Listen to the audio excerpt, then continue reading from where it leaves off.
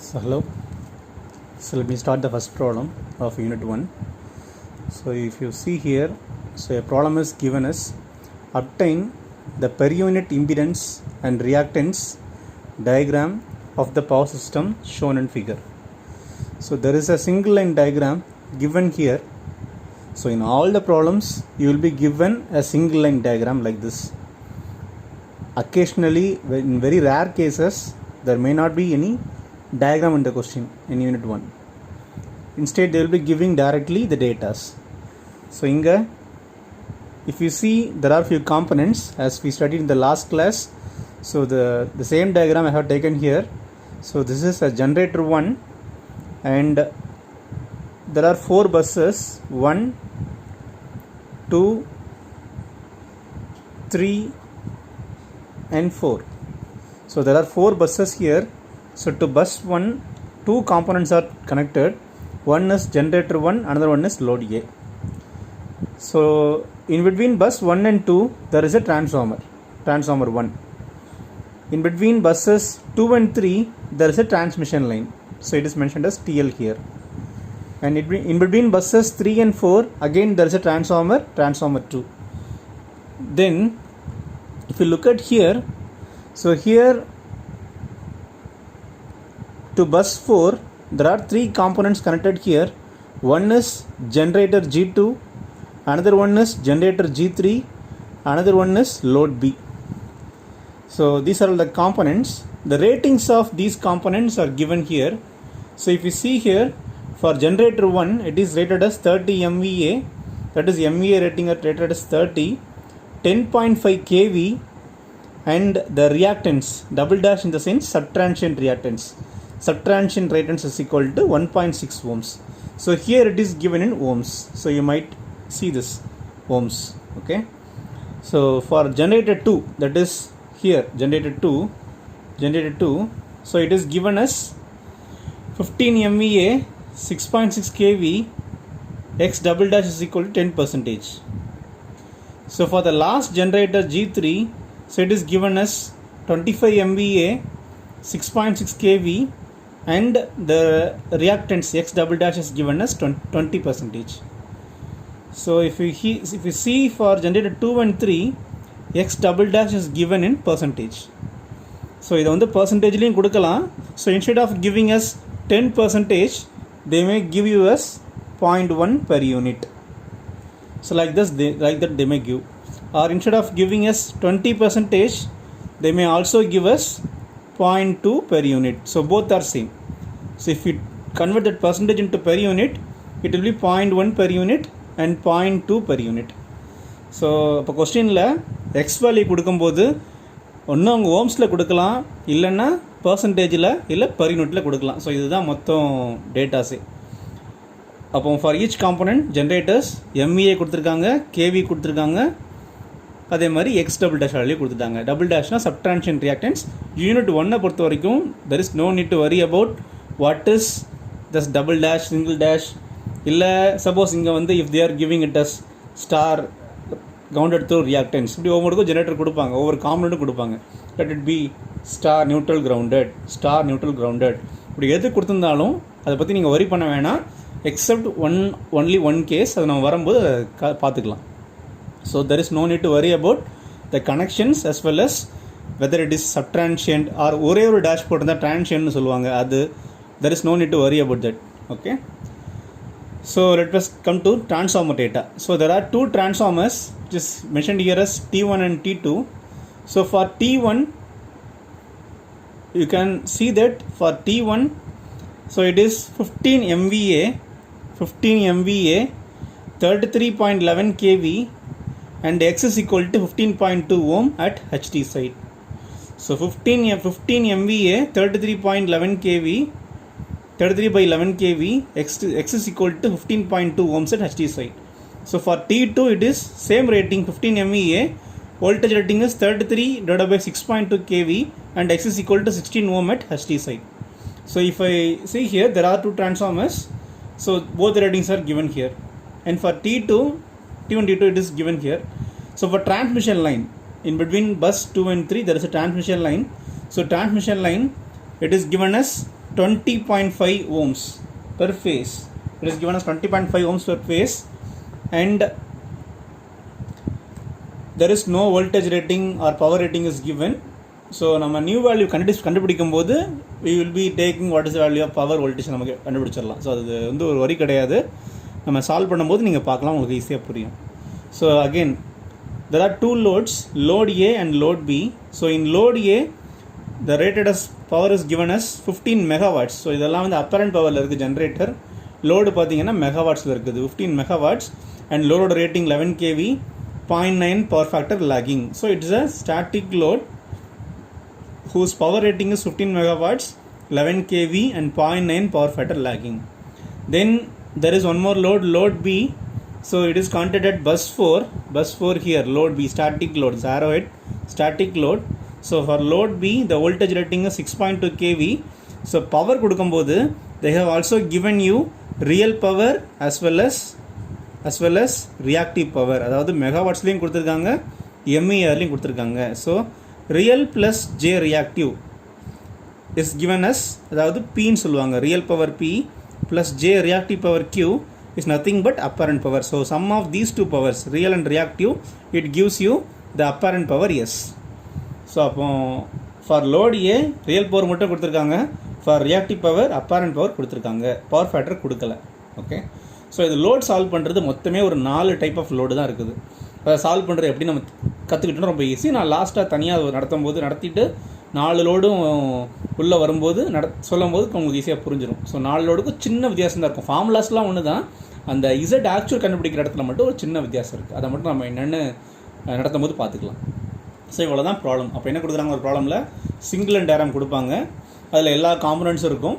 Basically the components will be generator, transformer, transmission line, transformer 2, like that. There will be 2 or more transformers and 1 or more generators. சில நேரம் ஜென்ரேட்டருக்கு பதிலாக மோட்டர்னு கொடுக்கலாம், synchronous மோட்டர்ஸ்னு கொடுத்துருக்கலாம் லாஸ்ட்டில். And linear loads are there. So you will be asked to draw per unit impedance diagram and per unit reactance diagram. இதுதான் உங்களோட question. So இந்த இம்பிடன்ஸ் டயக்ராம், ரியாக்டன்ஸ் டயக்ராம் வரைகிறது எப்படின்னு சொல்லிட்டு லாஸ்ட் கிளாஸில் நம்ம பார்த்தோம். ஸோ அதை தான் நம்ம இப்போ வந்து செய்ய போகிறோம். ஓகே, ஸோ இந்த டயக்ராம் வரைகிறதுக்கு முன்னால் லாஸ்ட் கிளாஸில் சொன்னேன், நீங்கள் வந்து செக்ஷன் பிரிக்கணும்னு சொல்லிட்டு. சரியா, செக்ஷன் பிரிக்கிறதுக்காக நான் டயக்ராம் திருப்பி இங்கே வரைகிறேன், நீங்கள் அதை ஃபாலோ பண்ணால் உங்களுக்கு ஈஸியாக இருக்கும், கொஞ்சம் கவனிச்சிக்கோங்க. ஸோ நான் அப்படியே அந்த டயக்ராம் திருப்பி வச்சுக்கிறேன். So there is generator 1. Okay, அப்புறம் அப்படியே வந்தீங்கன்னா ஒரு பஸ் இருக்குது. நான் அந்த பிரேக்கர்ஸ் எல்லாத்தையும் விட்டுறேன். இந்த பிரேக்கர்ஸ்லாம் இருக்குது இல்லையா, இதெல்லாம் நமக்கு தேவையில்லை, நம்ம வந்து we are not going to model any breakers. So பிரேக்கரை விட்டுறேன். பிரேக்கர் இல்லாமல் சிம்பிளாக ஒரு டயக்ராம் வரைகிறேன். There is a load here. அப்படியே வந்தீங்கன்னா there is one more transformer here, transformer 1. And அப்படியே வந்தோன்னா ஸோ இந்த இடத்துல ஒரு பஸ் இருக்குது, பஸ் 2 பஸ்ஸுக்கு நடுவில் டிரான்ஸ்மிஷன் லைன் இருக்குது இல்லையா, ஸோ லைன் இருக்குது, லைன். அப்படியே இந்த பக்கம் வந்தோன்னா so there is one more transformer T2, அப்புறம் there is one more bus here, and to the bus it is connected as generator 2 and generator 3. அப்புறம் இந்த பக்கம் ஒரு லோடு இருக்குது. ஸோ இது வந்து இந்த பக்கம் இருக்கிறது வந்து லோடு A, இந்த பக்கம் இருக்கிறது வந்து லோடு B. ஸோ 2 லோடும் அங்கே போட்டாச்சு. ஓகே, ஸோ நம்ம ஆரம்பிக்கலாமா செக்ஷன் பிரிக்கிறதுக்கு? செக்ஷன் பிரிக்கிறதுக்கான பேசிக்ஸ் என்ன அப்படின்னா, ஸோ கொஸ்டினை முதல்ல ஃபுல்லாக கோ த்ரூ பண்ணணும். எங்கேயாவது ஒரு இடத்துல இந்த வேல்யூவை ரேட்டர் வேல்யூவாக எடுத்துக்கோங்கன்னு சொல்லி கொடுத்துருக்காங்களான்னு. ஸோ அது நம்ம ஃபுல்லாக பார்த்தோம் அப்படின்னா எங்கேயுமே, நான் ஃபுல்லாக ரீட் பண்ண உங்களுக்கு ரீட் பண்ணும்போது எங்கேயுமே இதுதான் பேஸ் வோல்டேஜ் இந்த செக்ஷனில் எடுக்கணும், இல்லை இதுதான் பேஸ் MEA அப்படின்னு எந்த டேட்டாவும் கொடுக்கல கொஸ்டினில். ஸோ கொடுக்கலன்னா நம்ம என்ன பண்ணணும், we need to find the new values as per a procedure. சின்ன ப்ரொசீஜர் தான், அது ப்ரொசீஜரை முதல்ல ஃபாலோ பண்ணணும்னு என்ன பண்ணணும், நீங்கள் முதல்ல உங்களோட வோல்டேஜ் வேல்யூஸ் எல்லாத்தையும் இந்த டயக்ராமில் நீங்கள் எழுதணும். ஸோ கொஸ்டினில் கொடுத்துருக்க வோல்டேஜ் வேல்யூஸை மட்டும் நான் எழுதுகிறேன். ஜென்ரேட்டர் 1க்கு பார்த்தீங்கன்னா 10.5 kV கொடுத்துருக்காங்க. ஸோ ஜென்ரேட்டர் 1க்கு வந்து நான் வந்து 10.5 kVன்னு எழுதிக்கிறேன். ஓகே, ஸோ அகெயின் அப்படியே வந்தீங்கன்னா டிரான்ஸ்ஃபார்மர் 1, ஸோ T1 T2 இருக்குது. ஸோ டிரான்ஸ்ஃபார்மர் 1க்கு பார்த்தீங்கன்னா they have given it as எவ்வளோ கேவி இங்கே பாருங்கள் 33/11 கொடுத்துருக்காங்க. லாஸ்ட் கிளாஸ்லேயே சொன்னேன். ஸோ இதில் 33/11 அப்படிங்கிற நம்ம நேச்சுரலாக என்ன எடுத்துப்போம்னா ஃபஸ்ட்டு ப்ரைமரி, 2வது செகண்டரின்னு எடுத்துப்போம். ஆனால் என்ன ஒரு விஷயம் அப்படின்னா பொதுவாக அப்படி இருக்காது இல்லையா. ஏன் இருக்காதுன்னா நம்ம டிரான்ஸ்மிஷன் லைன் சைடில் எப்போவுமே ஹை வோல்டேஜ் இருக்கணும், ஜென்ரேட்டர் சைடில் லோ வோல்டேஜ் இருக்கணும். ஸோ நம்ம எழுதும் போதே நம்ம இங்கே பார்த்தீங்கன்னு வச்சுக்கோங்களேன் லைன் சைடுங்கிறது இந்த சைடு. ஸோ இந்த சைடில் நான் let me write it as high voltage. So 33 அந்த பக்கம் எழுதியிருக்கேன், 11 kV நான் வந்து இங்கே எழுதியிருக்கேன். சரியா, எப்படி இருக்குன்னு புரியுது இல்லையா? ஸோ 33/11 கொடுத்துருக்காங்க, நான் எழுதும்போது என்ன எழுதுறேன், 11/33 எழுதுறேன். சில கொஸ்டினில் டேரெக்டாகவே கொடுத்துருவாங்க, டேரெக்டாகவே எழுதிடலாம். மாற்றி கொடுத்தாலும் லைன் சைடில் ஹை வோல்டேஜ், ஜென்ரேஷன் சைடில் லோ வோல்டேஜ்னு எழுதணும். ஸோ எழுதியாச்சு. அடுத்தது ட்ரான்ஸ்ஃபார்மர் 2க்கு வரேன், T2க்கு வரேன். T2 ரேட்டிங் பார்த்தீங்கன்னா இங்கே 33/6.2 இருக்குது.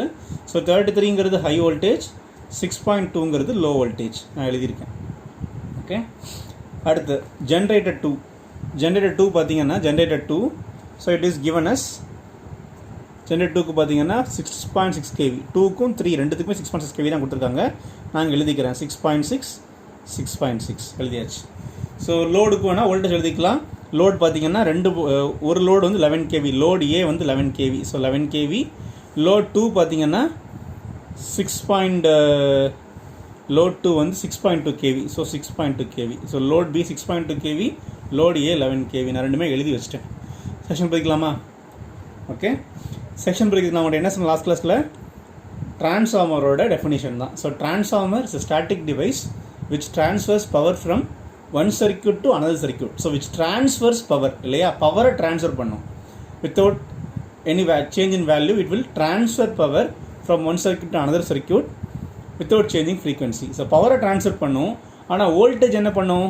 So based on its nature either it will step up or step in the voltage. அப்படின்னா டிரான்ஸ்ஃபார்மர் தான் என்ன பண்ணுது, வோல்டேஜ் வேல்யூவை மாற்றுது.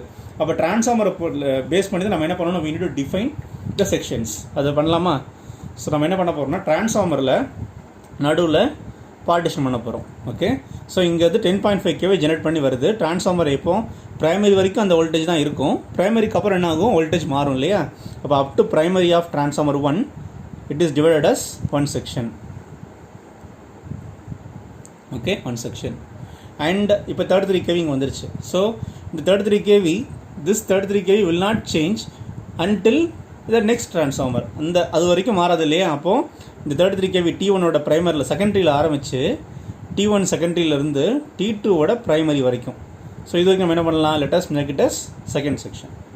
ரிமைனிங் இருக்கிறது என்னது, லாஸ்ட்டில் இருக்கிற இந்த low voltage side 6.2 6.6 6.6. So low voltage side நம்ம இது என்ன பண்ண போகிறோம், let me take it as third section. Okay, so there are 3 sections. என்னெல்லாம் இருக்குது நம்மக்கிட்ட, section 1, section 2 and section 3. So section 1, section 2 and section 3. Section 1ல் என்னெல்லாம் இருக்குது, செக்ஷன் 1ல் நீங்கள் உள்ளே பார்த்தீங்கன்னா என்னெல்லாம் இருக்குது, there is one generator and one more load. இந்த ரெண்டு செக்ஷன் 1ல் இருக்குது. இன் செக்ஷன் தென் டிரான்ஸ்ஃபார்மர் 1ஓட ப்ரைமரி இருக்குது இல்லையா, அந்த 11 kV சைடு வந்து டிரான்ஸ்ஃபார்மர் செக்ஷன் 1க்குள்ளே தான் இருக்குது. அப்போது இதில் மொத்தம் 3 காம்பனண்ட் இருக்குது. என்னெல்லாம் இருக்குது, ஜென்ரேட்டர் 1 இருக்குது, ஜென்ரேட்டர் 1 இருக்குது, தென் டிரான்ஸ்ஃபார்மர் 1ஓட ப்ரைமரி இருக்குது, தென் லோடு ஏ இருக்குது இல்லையா, லோடு ஏ இருக்குது. 3 செக்ஷனில் இருக்குது, இந்த செக்ஷனில் இருக்குது. தென் நம்ம அப்படியே இங்கே வந்து வச்சுக்கலாம், செக்ஷன் 2க்கு வரணும்னு வச்சுக்கலாம். செக்ஷன் 2 என்னெல்லாம் இருக்குது, செக்ஷன் 2க்குள்ளே டிரான்ஸ்ஃபார்மர் 1ஓட செகண்டரி இருக்குது. ஸோ டிரான்ஸ்ஃபார்மர் 1ஓட செகண்டரி இருக்குது, தென் டிரான்ஸ்மிஷன் லைன் இருக்குது, ஒரு லைன் இருக்குது, தென் டிரான்ஸ்ஃபார்மர் 2ஓட ப்ரைமரி அதுக்குள்ளே தான் இருக்குது. ஸோ டிரான்ஸ்ஃபார்மர் 2ஓட ப்ரைமரி அதுக்குள்ளே இருக்குது. அப்படியே வந்து வச்சுக்கலாம். லாஸ்ட் செக்ஷன்லாம் இருக்குது, டிரான்ஸ்ஃபார்மர் 2ஓட செகண்டரி இந்த வைண்டிங் இதுக்கெல்லாம் இருக்குது. ஸோ டிரான்ஸ்ஃபார்மர் 2ஓட செகண்டரி இருக்குது, T2ஓட செகண்டரி இருக்குது, தென் ஜென்ரேட்டர் 2 இருக்குது, தென் ஜென்ரேட்டர் 3 இருக்குது, தென் லோடு பி இருக்குது. இப்போ நல்லா டிஃபைன் பண்ணிக்கலாமா? அப்போ ஒவ்வொரு செக்ஷனில் என்னென்ன காம்பனன்ட் இருக்குன்னு எழுதி வச்சுருக்கேன், டயக்ராமில் அதை டிவைட் பண்ண வச்சு எழுதி வச்சுருக்கேன். ஸோ இதில் பார்த்தீங்கன்னா என்ன இருக்குது, generator 1, transformer 1, load A 3 section 1ல் இருக்குது. டிரான்ஸ்ஃபார்மர் 1, டிரான்ஸ்ஃபார்மரோட செகண்டரி லைன், டிரான்ஸ்ஃபார்மர் 2ஓட ப்ரைமரி, இது 3 எங்கே இருக்குது, செக்ஷன் 2ல் இருக்குது. டிரான்ஸ்ஃபார்மர் 2ஓட secondary, generator 2, generator 3, load B இதெல்லாம் எங்கே இருக்குது, செக்ஷன் 3ல் இருக்குது. இப்போ நம்ம சில விஷயங்களை பார்க்கலாம். டிரான்ஸ்ஃபார்மர் 1 2 செக்ஷன்லேயும் இருக்குது, டிரான்ஸ்ஃபார்மர் 2வும் 2 செக்ஷனில் இருக்குது. அது 1 and 2ல் T1 இருக்குது, 2 and 3ல் T2 இருக்குது இல்லையா. ஒவ்வொரு செக்ஷன்லையுமே இதை கண்டுபிடிக்கணும்னா கண்டுபிடிக்க வேணாம், ஏதாவது 1ல் கண்டுபிடிச்சா போதும்.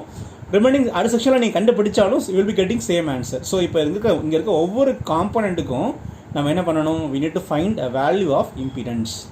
ஏன்னா we are asked to draw impedance diagram.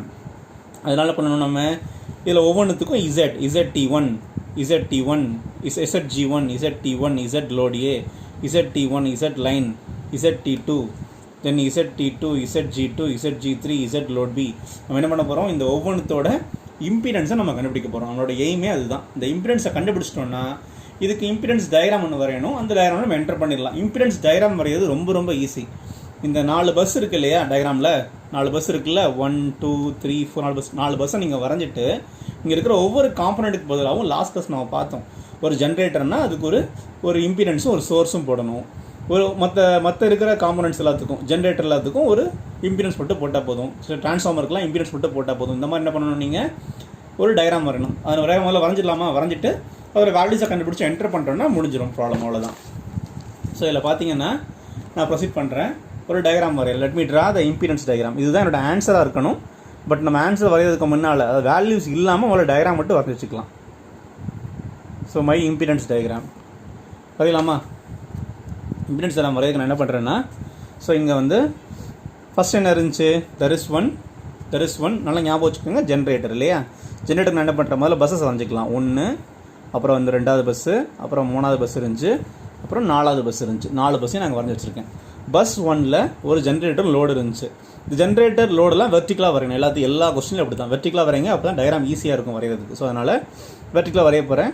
So generator 1 என்ன பண்ணணும், ஒரு இம்பிடன்ஸ் போடுறேன். இம்பிடன்ஸ்னால் என்னது, ரெசிஸ்டன்ஸ் ஒரு ரியாக்டன்ஸ். இதுதான் என்னது இம்பிடன்ஸ் இல்லையா. இதோட வேல்யூ என்னது, இதுதான் என்னோட ZG1. புரிஞ்சுதா? அடுத்தது அதே பஸ் 2ல் ஜென்ரேட்டர் 1க்கு பேரலாக என்ன இருந்துச்சு, ஒரு லோடு இருந்துச்சு. ஸோ அந்த லோடுக்கு let me draw load impedance. So ஒரு இம்பிடன்ஸ் வரைஞ்சிக்கிறேன், இம்பிடன்ஸ். ஸோ ஜென்ரேட்டர்னால ஒரு சோர்ஸ் போட்டிருக்கணும், லோடுக்கு சோர்ஸ் வராது, அவ்வளோதான் வித்தியாசம். ஓகே, வரைஞ்சாச்சா? ஸோ இது என்னது, Z லோட் A, ZLAன்னு எழுதியிருக்கேன் அதில். ஓகே, அப்படியே வாங்க. அடுத்து என்ன இருந்துச்சு, பஸ் 1க்கும் பஸ் 2க்கு நடுவில் உங்களுக்கு என்ன இருந்துச்சு, there is one transformer. So டிரான்ஸ்ஃபார்மருக்கு என்ன பண்ணுறேன், let me draw one impedance for transformer. இது என்னது, ZT1. முடிஞ்சுதா?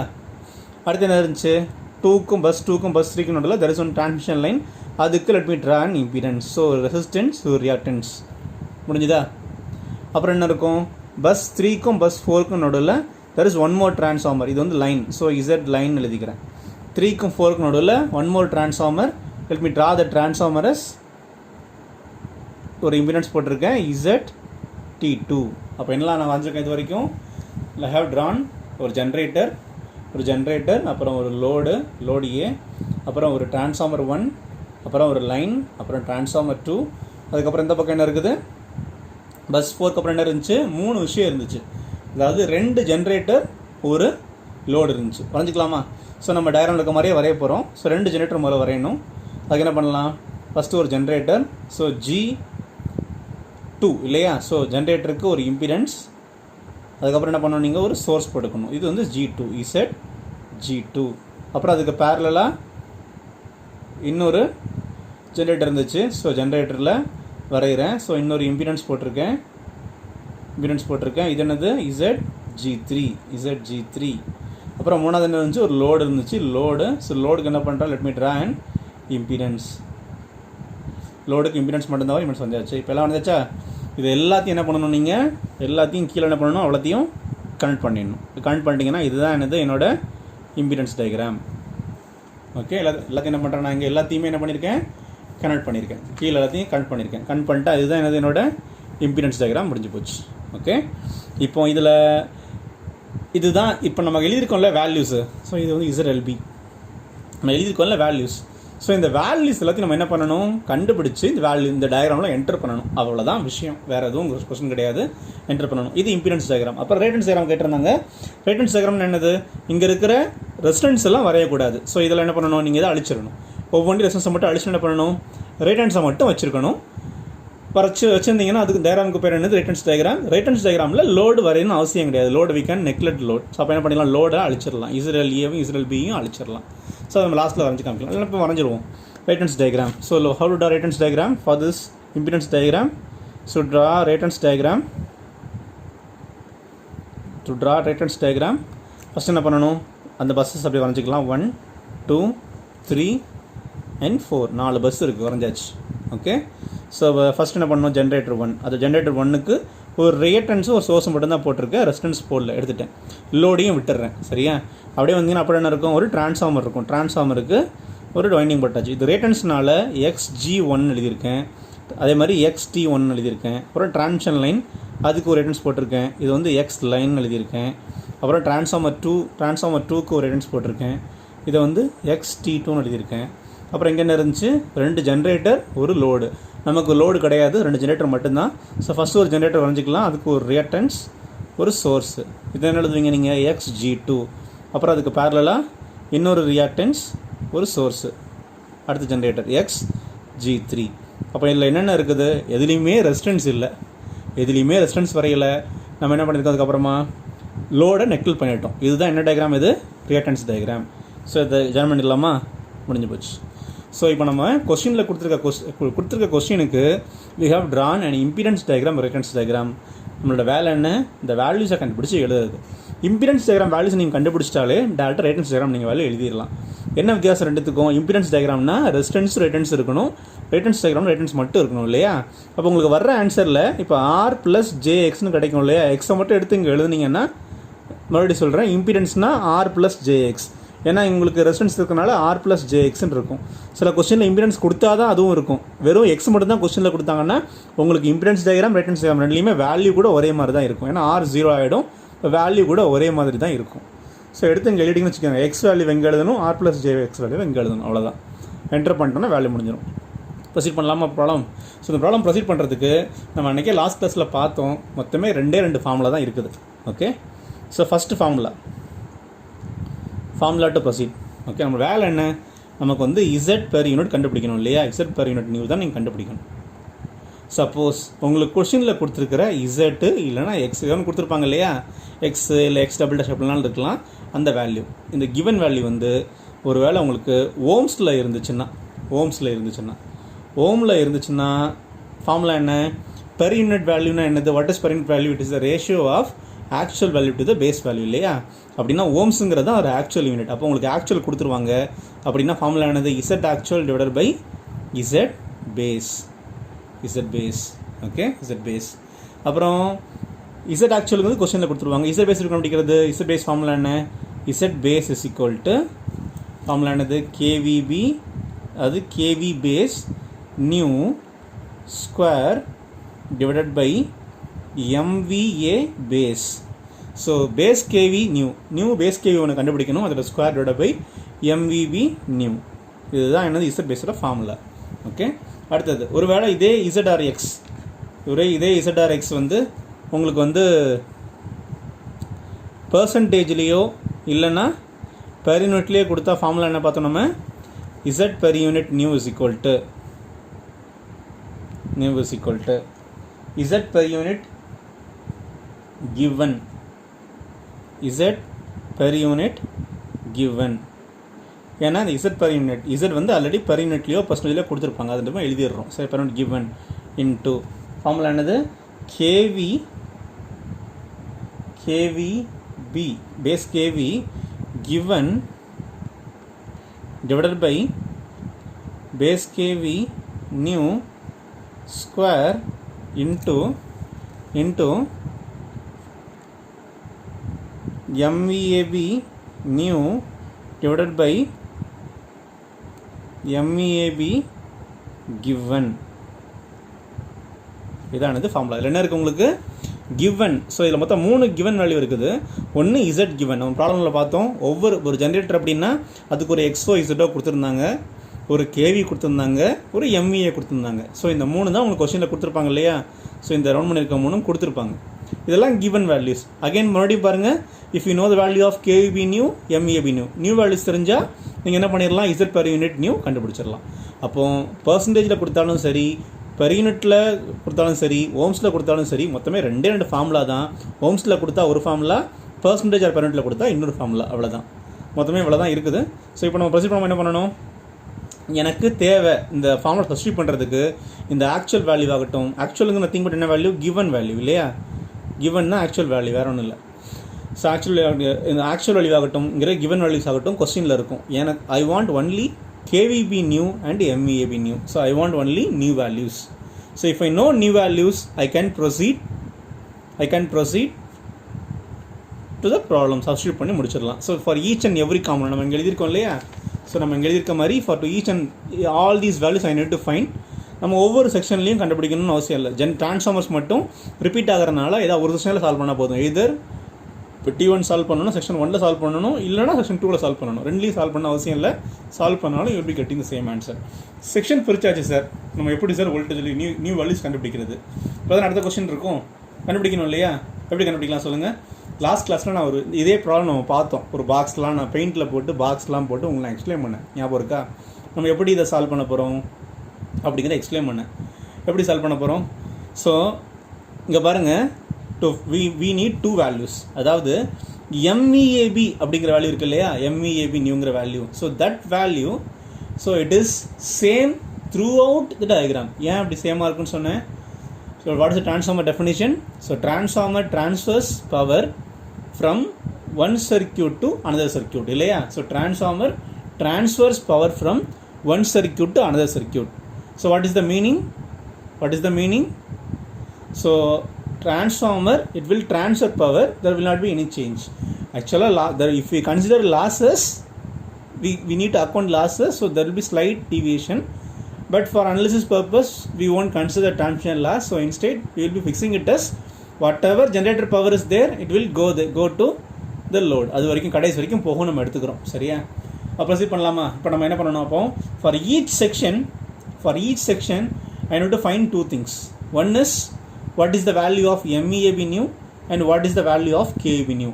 இப்போ செக்ஷன் 1 அதுக்கு what is the value of MEAB new, what is the value of KEB new. Section 2 அதுக்கு what is the value of MEAB new, what is the value of KEB new. Section 3 இருக்குதா, அதுக்கு what is the value of MEAB new, what is the value of KEB new. மூணுத்துக்கு நம்ம கண்டுபிடிக்கிறது MEAB new is same for all sections, whereas KEB new it will change from section to section. அவ்வளோதான். எப்படி கண்டுபிடிக்கலாம் பார்க்கலாமா? இங்கே பாருங்கள், கொஸ்டினில் இதுதான் MEAB நியூ, இதுதான் KEB நியூ, அதாவது இதுதான் பேஸ், இதுதான் MEAB base, take a base of 15 MVA 20 MVA கொடுப்பாங்க. அப்படி கொடுக்கல, இது கொஸ்டினில் கொடுக்கல. சில நேரம் take generator one side as base value அப்படின்னா ஜென்ரேட்டர் ஒன் ரேட்டிங் நம்ம அப்படியே எடுத்துடலாம். அந்த மாதிரி எதுவுமே கொஸ்டினில் கொடுக்கல. கொஸ்டினில் பேஸ் வேல்யூ கொடுக்கல, நான் தான் கண்டுபிடிக்க போகிறேன். நான் கண்டுபிடிக்க வேண்டியது என்னது? ரெண்டு வேல்யூ தான். ஒன்று MEAB நியூ, இன்னொன்று KEB நியூ கண்டுபிடிக்கணும். KEB நியூ செக்ஷன் மாறிட்டே இருக்கும், MEAB நியூ மாறாது. ப்ரொசீட் பண்ணலாமா? ஃபஸ்ட்டு நான் MEAB நியூவை கண்டுபிடிக்க போகிறேன். What is the value of MEAB new? இப்போ கொஸ்டினில் கொடுக்கல இல்லையா, இதை சார் எடுக்கலாம். நம்மளோட ஜென்ரேட்டருக்கு வரணும். கொஸ்டினில் கொடுக்கலான்னா ஜென்ரேட்டர் பார்க்கணும். ஜென்ரேட்டரில் 3 MVA இருக்குது இல்லையா, 30 MVA, 15 MVA, 25 MVA. So what is the highest value? Let us fix that as MEAB new. What is the highest value? 30, 15, 25. So 30 is the highest value. 30 fix பண்ணிடலாமா? அப்போ செக்ஷன் 1க்கு என்னதான் இருக்கும்? The MEAB new value is 30. Here also MVAB new, அதாவது base MEA new value is 30, and section 3 also it is 30. So it is 30, 30 and 30. புரிஞ்சுதா? செயல் ஆக்ஷனுக்கு என்ன தான் இருக்குது? MEAB new value remains same, value is 30. So now let us proceed for KEB new. How to find KEB new? So KEB new கொடுக்கல அப்படின்னா நீங்கள் என்ன பண்ணணும்? ஃபஸ்ட்டு நீங்கள் செய்ய வேண்டிய முதல் வேலை என்ன அப்படின்னா, இந்த கொஸ்டினில் கொடுத்துருவாங்க தெரியுமா, டிரான்ஸ்மிஷன் லைன் சைடில் ரெண்டு பக்கமும் சேம் வோல்டேஜ் இருக்கான்னு பார்க்கணும். எஸ், இங்கேயும் 33 kV தான் இருக்குது, இங்கேயும் எவ்வளோ தான் இருக்குது? 33 kV தான் இருக்குது. So both are 33 kV. அப்போ நம்ம என்ன பண்ணணும்? So for section 2 we can fix it as 33 kV. Fix பண்ணிக்கலாமா? அப்போ இங்கேயும் 33 தான் இருக்குது, இங்கேயும் 33 தான் இருக்குது. அப்போ இந்த செக்ஷன் ஃபுல்லாக என்ன தான்ப்பா இருக்கும்? 33 kV தான் இருக்கும். இப்போ ரொம்ப சிம்பிளாக கொஸ்டின் கேட்குறேன், பதில் சொல்லுங்கள். நீங்கள் லோக்கல் எக்ஸாம்ஸ் எழுதுறீங்க, நான் லாஸ்ட் கிளாஸ்லையும் சொன்னேன் உங்ககிட்ட. 50 மார்க்ஸுக்கு 50 மார்க்ஸ் வாங்கினீங்கன்னா அவுட் ஆஃப் 100 இல்லையா? 50க்கு 50னா 100க்கு 100 தானே? அதே மாதிரி தான் இங்கே. So for 33 you are getting 33. So for இப்போ ட்ரான்ஸ்ஃபார்மர் பார்க்குறேங்க பாருங்கள், 33 வோல்ட் ட்ரான்ஸ்ஃபார்மர் சைடில் you will be getting 33 as base value. So 33க்கு 33 அப்படின்னா 11க்கு அப்போ என்ன தான் இருக்கும்? 11 தான் இருக்கும். கரெக்டு தானா? ஸோ 33க்கு 33னா 11க்கு 11 தான் இருக்கும். அகைன் இங்கே வரலாமா? 33க்கு 33 அப்படின்னா for 6.2 you will be getting 6.2 only. அப்போ புரிஞ்சுதா? ரொம்ப சிம்பிள். ஸோ அப்போ நம்ம பார்க்குறோம், இப்போ எழுதி வச்சுக்கிறோம் பார்க்குறோம். செக்ஷன் 1ல் எவ்வளோ பேஸ் இருக்குது? What is the base? It is 11 kV. Section 2ல் what is the base? It is 33 kV. And section 3ல் what is the base? It is 6.2 kV. So 11, 33, 6.2. This is அவ்வளோதான், முடிஞ்சு போச்சு. அப்போ எழுதலாமா இங்கே? அப்போ let us write KVB new value. So KVB new at section 1 is 11 kV. KVB new at section 2 it is 33 kV. And KVB new at section 3 is 6.2 kV. So as I said earlier, for each and every section I have written the value of MEAB new and KVB new. இப்போ section 1க்கு பார்த்தீங்கன்னா 1 எழுதியிருக்கோம் இல்லையா? 1க்கு பார்த்தீங்கன்னா என்ன இருக்குது உங்களுக்கு? MEAB new is 30 MVA, KVB new is 11. Section 2, MEAB new is 30 MVA, KVB new is 33. For section 3, MEAB new is 30 MVA, KVB new value is 6.2 kV. எப்படி எழுதியிருக்கோம் நம்ம? இப்போ MEA வேல்யூ தெரியலன்னா ஹையஸ்ட் MEA ஆஃப் ஜென்ரேட்டர் அதை எடுத்து நம்ம என்ன பண்ணிட்டோம்? 3 செக்ஷனுக்குமே எழுதியிருக்கோம். Suppose if we don't know the value of KVB, then look at the value of transmission line side. So if both the end of transmission line, if it is same value, we can write it there. Same தான் இருக்கும், எல்லா ப்ராப்ளமும் சேமாக தான் இருக்கும். We can write it there and from that we can find. So அப்போ 33க்கு 33 அப்படின்னா 11க்கு என்ன? ஸோ 33க்கு 33 அப்படின்னா 11க்கு 11 தான் இருந்திருக்கும் இல்லையா? அதே மாதிரி இங்கே 33க்கு 33னா 6.2 என்ன தான் இருந்திருக்கும்? You will be getting 6.2. அதை எடுத்து நாங்கள் எழுதிட்டோம். ஸோ அப்போ for each and for every section I know the value of KVB new value and MEAB new value. முடிஞ்சு போச்சா? இப்போ அடுத்தது இப்போ பாருங்கள், நம்ம செக்ஷனில் ஏற்கனவே நம்ம என்னென்ன காம்பனண்ட் எழுதி வச்சிருக்கோம் இல்லையா? So to find all these components, அந்தந்த செக்ஷனில் இருக்க காம்பனண்ட்ஸ் வேல்யூ கண்டுபிடிக்கிறதுக்கு அந்தந்த செக்ஷனோட KVB new value and MEAB new value நீங்கள் யூஸ் பண்ணணும். அவ்வளோதான் விஷயம்.